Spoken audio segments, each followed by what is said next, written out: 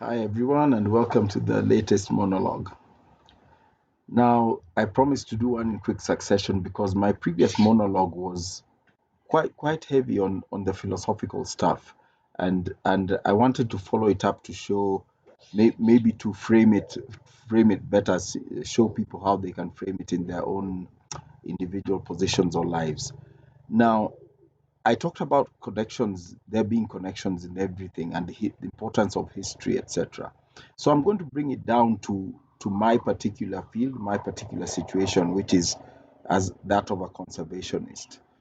And so let's look at conservation. Conservation, despite what every conservationist says, is a capitalist. It's a capitalist venture, or it's based on capitalism. And I'm going to explain why. There's the doctrine of discovery. The doctrine of discovery is basically what was the precursor to colonialism. It was missionaries, explorers, etc., Westerners, and it's a doctrine that basically it's not complicated. It basically says nothing exists until a white person sees it. That's how to put it coarsely. And and you can understand, you hear of so and so discovered Mount Kenya, discovered Lake Victoria, discovered Mount Kilimanjaro, etc., etc., discovered Victoria Falls. But that was back then. But the doctrine never disappeared. It never disappeared, and it still exists in the field of conservation. And I'll demonstrate why. Current conservation thinking was based on the thinkings of a racist megalomaniac called Theodore Roosevelt, who did this famous safari to East Africa, particularly in Kenya, in the early 19th century. And he gave all these, he collected, quote unquote, collected all these specimens. It was basically a hunting trip, collected all these specimens, gave all these statements about what conservation should be, and we still follow it. He had no technical qualifications, and we still follow his doctrines with our PhDs today. And there's a problem. Come fast forward. In 2019, there's a Belgian gentleman called Hans Bauer, who, quote unquote, discovered a population of lions in Alatash in Ethiopia. It was published and reported by BBC as well. How you discover a population of lions in a country of 90 something million people in 2019 is rubbish. But that's the doctrine of discovery. That's what makes it acceptable. That's what makes it published. Because the doctrine of discovery is not only that nothing exists until a white person sees it or reports it, it confers a level of ownership of that feature to the white person. And it confers a level of authority to the white person in anything that involves the so called discovery. And this is very important. It's very important to understand. Conservation is about acquiring. The Western structured conservation that we practice now is about acquiring. That's why, because Westerners, the Western philosophy of acquisition and the doctrine of discovery is never about nurturing. It's about acquiring. Missionaries came to acquire. Hunters come to acquire animals. Colonialists came to acquire land, resources, etc. And it still goes on to this day. In the conservation field, how come we don't have any conservation scientists or conservation evangelists working in Africa coming from the East? Russia, China, India, Japan. Is it that those people don't care about nature? Is that they don't have the doctrine of discovery? And that's why, even as a scientist, coming fast forward, as a scientist, I've often called out what I call bullshit science, and people are always up in arms. How can you call a fellow scientist work bullshit? Yes, there is bullshit science, and scientists do lie, and scientists do pursue research that has no import whatsoever, particularly in conservation.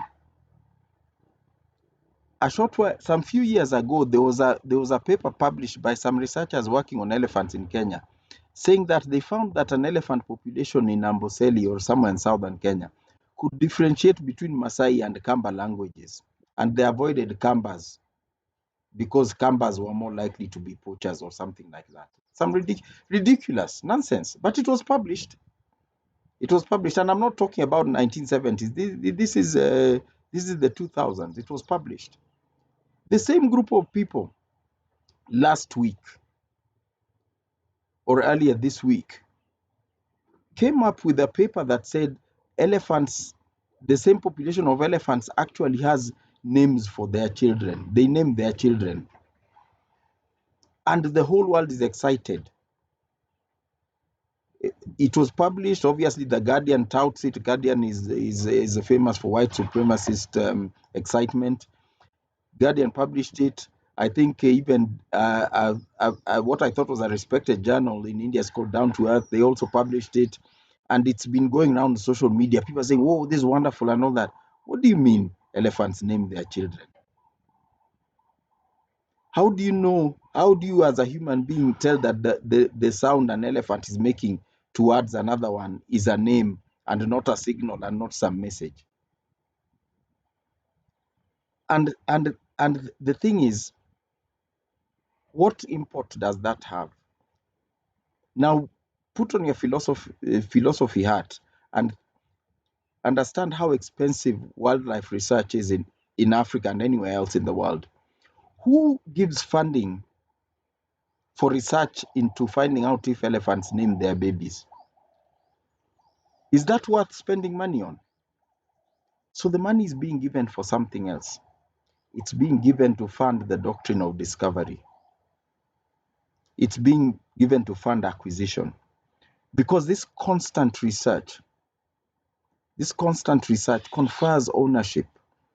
The neurosis in wildlife science is often seen even in the collaring. You see collared animals everywhere. Yet we now know enough about home range sizes, and these are the reasons why people claim to collar animals.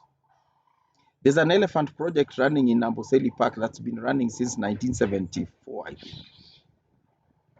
What new thing is there to discover about elephants in Amboseli?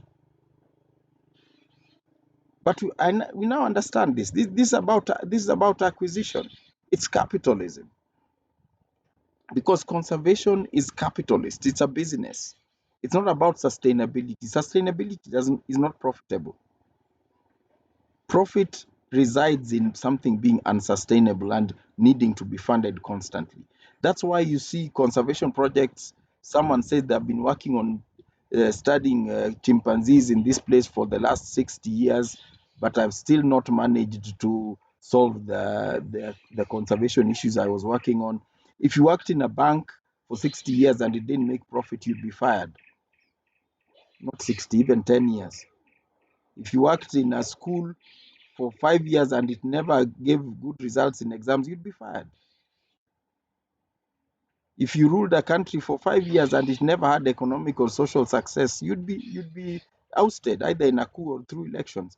But conservation rewards perpetual failure because sustainability is never the objective. This is about capitalism. And back to the Eastern and Western philosophies.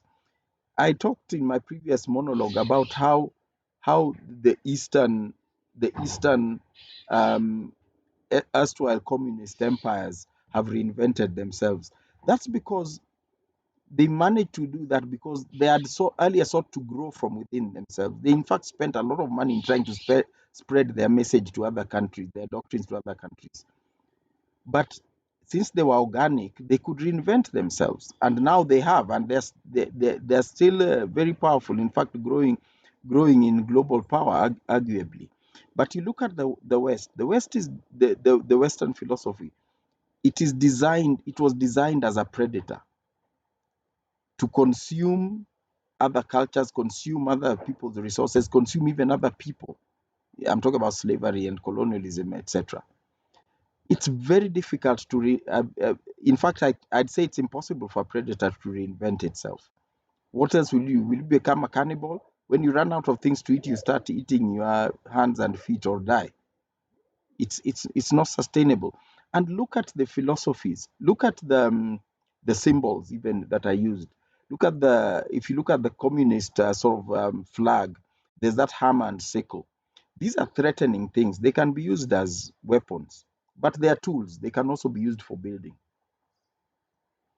Look at the Western coats of arms.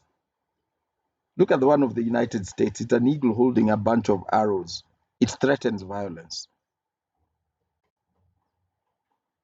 Tools can be used as weapons, but weapons cannot turn into tools, whatever you do. If you have let's say, a machete, it's an agricultural tool, but it can be used as a weapon if someone threatens you. Even a hoe or a spade can be used as a weapon if someone threatens you. But otherwise, you use it for planting trees, tilling your land, chopping sugarcane, whatever it is. But when you have a gun, it's a very powerful weapon, and it will probably help you defeat anybody. But come peacetime, there is no other purpose you can put a gun to. There's no agricultural purpose you can use it for in a farm. There is no use you can put to it to repair your bicycle. It cannot be a play toy. It cannot do anything other than kill people. And this is the difficulty that the West is currently having with reinventing, with trying to reinvent itself or trying to perpetrate what it was doing in the 19th early 20th century, the predation. So it's foolish for a country like Kenya to try and become like the West. The West built itself from pillage and looting and predation. Who are we going to loot so that we can become like Europe? We must find our own way. And this is what happens even in conservation. We must find our own way. We cannot practice the conservation model that was brought here by looters and pillagers and praise it as sensible. And I repeat once again, the elephant thing is nonsense, absolute nonsense. The important thing here was to retain relevance of those people who are purporting to do this research. Look at your respective fields and find out what's the philosophical backing of whatever you see going on there. Then you will see the connection between things. It will also help you recognize the beauty and the ugliness of whatever it is you're involved in. I'm fortunate that I recognize the ugliness of conservation early enough to chart my own path. I'm still a conservationist, but a very different one from the capitalist and predatory ones. Think about it in whatever field you are, and you'll find that a lot more things make sense.